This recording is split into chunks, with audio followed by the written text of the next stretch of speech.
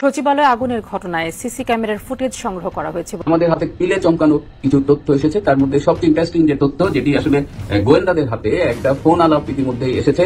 সেই ফোন আলাপে এই উপদেষ্টা নাহিদ খুব স্পষ্টভাবে সমন্বয়ক হাসিবকে বলছে যে সচিবালয়ের 7 নম্বর ভবনে স্পেসিফিক অ্যাকশন নিতে। সমন্বয়ক হাসিব ষড়যন্ত্র করে লাগিয়েছে কিনা আমরা এটা তদন্ত করে আমরা জানতে চাই। এই বিপ্লব দেখবে না, এই কাজটাই ভারত করিয়ে দিল শেষমেশ।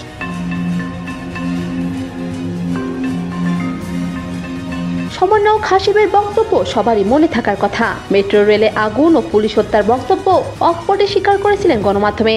যদি মেট্রো রেলে আগুন না দেওয়া হতো, যদি পুলিশদেরকে না মারা হতো, তাহলে বিপ্লবটা এত সহজেই অর্জিত হতো না, কিংবা ফ্যাসিবাদের পতন নিশ্চিত করা যেত না। তবে এরই মাঝে অনুসন্ধানে উঠে এসেছে সচিবালয়ে আগুন লাগার ঠিক 2 মিনিট পরে সমন্বয়ক হাসিব ফেসবুক লাইভে আসেন। এত সিকিউরিটি থাকা সত্ত্বেও সমন্বয়ক হাসিব সচিবালয়ে প্রবেশ করলেন কিভাবে, যেখানে সংবাদকর্মী কিংবা সচিবালয়ের কর্মীদেরই প্রবেশ করতে দেয়নি পুলিশ। দিচ্ছে না কেন? আসলে আপনারা ধাক্কা দাও কেন দিচ্ছে না ওনারা জানেন? কি বলছে আপনাকে? আমাকে বলছে এদিক দিয়ে ঢুকতে দিবে না। কিন্তু সাংবাদিকদের যাদের পিআইডি পাস আছে তাদের কিন্তু এখানে ঢুকতে দেওয়া হচ্ছে না। সচিবালয়ের মতো কড়া নিরাপত্তার স্থানে আগুন লাগার প্রায় 8 ঘন্টা পরে ফায়ার সার্ভিস আগুন নিয়ন্ত্রণে আনে, যা কৌতূহলের নতুন মাত্রা যোগ করেছে।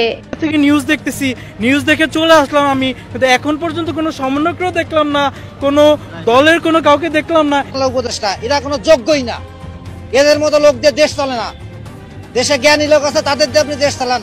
এদিকে বিএনপির মহাসচিব রুহুল কবির রিজভী তিনি গণমাধ্যমে জানিয়েছেন, সচিবালয়ে সমন্বয়করা এত রাতে কি করে। এর আগেও সচিবালয়ে সমন্বয়ক ও আনসারের সংঘর্ষ ঘটেছিল। ইউনূস সরকার যদি মনে করে থাকেন দেশের মানুষ অবুঝ, তাহলে সমন্বয়কদের বিচার এদেশের মানুষই করবে।